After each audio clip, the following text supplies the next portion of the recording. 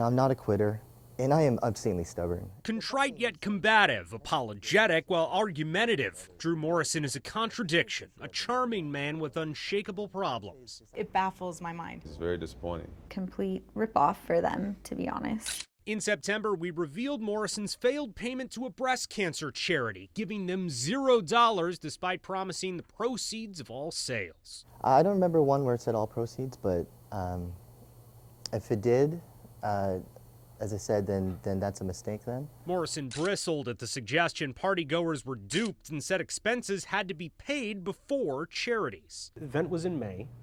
You promised end of July, $1,500, and still nothing as of late November. Yeah, I mean, things definitely did change from then. Valet, appetizers, drinks. Morrison says City Guru wasn't able to stay afloat and shut down. A number of investors bought shares in the now defunct company. Morrison couldn't explain what happens next and if they'll be paid back. The Washington State Department of Financial Institutions, which looks into securities fraud, recently launched an investigation into City Guru.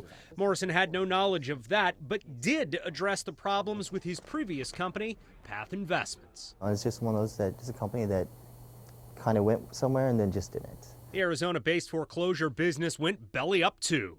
All because I trusted a man called Drew Morrison. Investor Gary Wooliver won a lawsuit alleging Morrison spent hundreds of thousands of dollars on himself instead of the business. How many homes did you end up purchasing or flipping?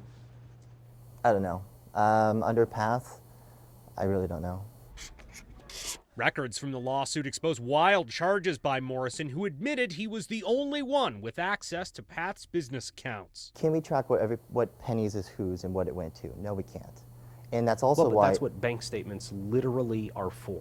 Well, and if the things he accused me of were so black and white, then it wouldn't have taken him so long to get to where they're at. And He didn't have access to the accounts, Drew. Well, he had to sue while. you in order to see where you spent his money. And again, if his accusations had been so black and white and those statements would have shown that, I think it would have been a completely different story in his lawsuit. But you lost that lawsuit. Yeah, I lost it by default. At heart of the suit were promissory notes Morrison signed but never paid, calling the deal more personal than paperwork. Well, a notarized promissory note is far different than a Again, handshake. look at it black and white. Again, you can ignore the relationship that him and I have had, or you Well, no, can't. we have to focus on law. Okay, that's fine. Yes. You know what, John? Yes. There were multiple contempt orders for Morrison's refusal to hand over records, and he didn't even show up for a number of hearings. I didn't get my day in court. Say again? I didn't get my day in court. So, and I believe I lost on some technicalities because, I'm not an attorney. I think there's truth and there's process, and maybe you're a very black and white person, fine. Well, I think the court is black and white, not me. That doesn't mean that they don't understand truth. Doesn't mean they got it right. In June, Morrison lost another lawsuit by default in Arizona. He didn't show when a different Path investor accused him of pocketing a $55,000 loan. All told, Morrison owes nearly $1.5 million in court judgments and fees.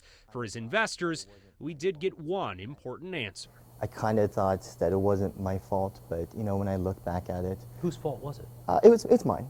John Humbert, Como Investigators.